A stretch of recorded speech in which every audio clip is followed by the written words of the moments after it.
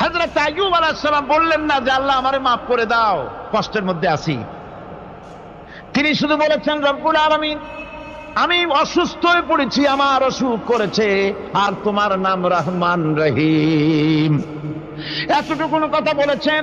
আল্লাহ রাব্বুল আলামিনের দরজায়, তার দরবারে আইয়ুব আলাইহিস সালামের ডাক চলে গেছে। যায় নাই? কোন অসুবিধা আছে নাকি? কোন অসুবিধা নাই। পানির তলা দিয়া যদি কেউ ডাক দেয়, পাহাড়ের ভিতরে বসে যদি কেউ ডাক দেয়, আল্লাহ রাব্বুল আলামিন তা শুনতে পান।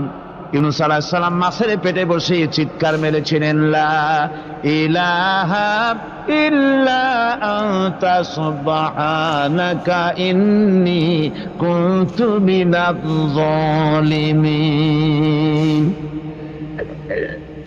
যিনি বলছিলেন, আয় আল্লাহ তাআলা, আমি তোমার প্রশংসা করছি, তুমি ছাড়া উপাস্য নাই, মাবুদ নাই।